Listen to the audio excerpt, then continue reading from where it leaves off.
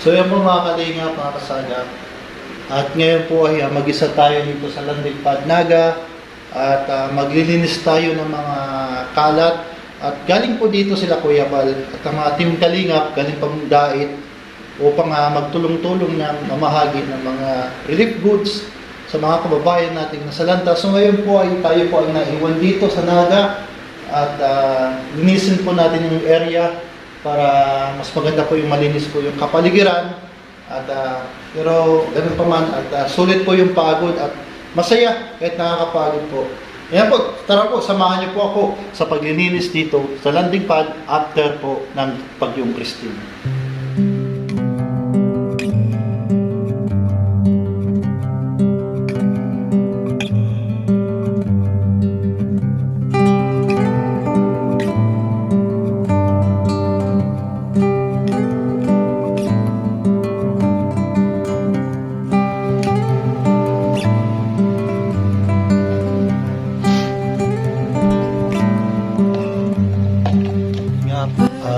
At sunod po natin lilinisin ang mga kalat po dito sa paligiran. At yung basura po ay ilalabas po natin mamaya. Ayan po. Ayan, itatali po natin yung mga sako para hindi po kumalat. So ayan po, ayan, sunod po nating linisan at imap ang loob. Tara, samahan niyo po ako mga kalingap.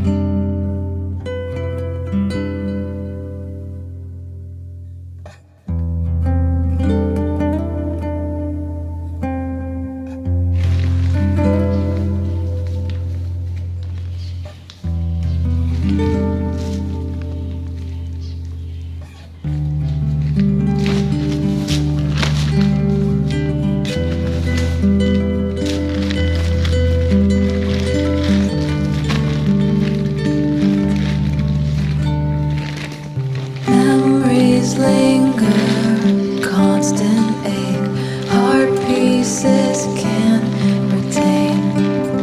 Time will heal, scars will stay, heartbreak remains the same.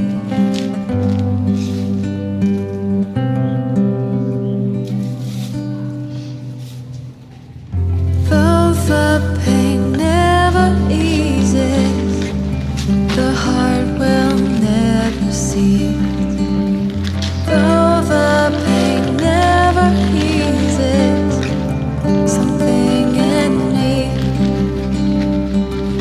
Though the pain never eases, the heart will never cease.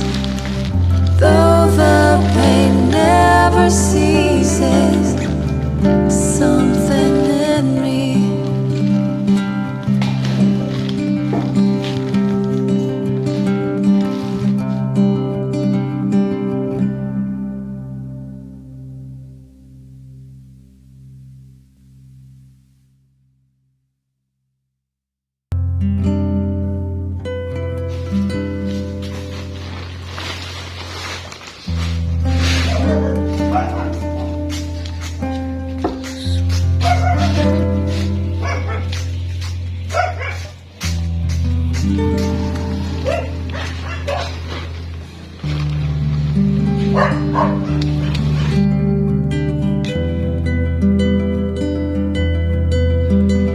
Ito po yung panghuli po nating lilinisan.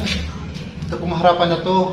At malinis na po after po ng pag-repack po ng mga food packs sa mga nasa lanta ng Bagyo. At safe naman po yung landing pad sa mga nagtatanong sa atin na kumusta na yung landing pad. Okay naman po at hindi po inabot ng baha rito kasi mataas po itong lugar na ito. So may part po ng sintro, kasintruhan. Lahat po talagang pinasok ng baha. So ngayon hanggang ngayon, marami pa rin mga basura sa sintro.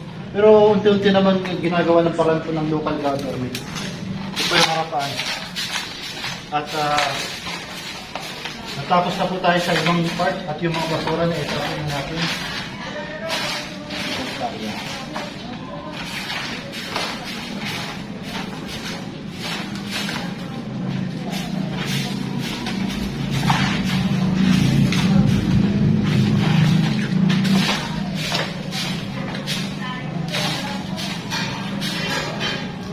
Yan, malinis na. Yan, dahil malinis na po, pwede na po magkalat. Hindi, joke lang. Pero, ugalayin po natin malinis pong ating kapaligiran kasi ayan po yung nagpo-post ng pagbabaha at pagbabara po ng mga drainage. So mga ano po, wag po natin isisip po sa gobyerno po ang nangyaring pagbaha rito, sa natural po to. Hindi po tayo pinaparasuhan ng Diyos, ano. Ito ay kagagawa ng tao kasi maraming mga puno ang pinuputol, mga basura kung tinatapon kung saan. Kailangan natin ng disiplina kasi tayo rin ang magsasuffer niyan. So yan po, tapos na po, malinis na po dito sa landing pad Naga. Maraming salamat po sa inyong lahat. Maraming po ng Panginoon and God bless you all.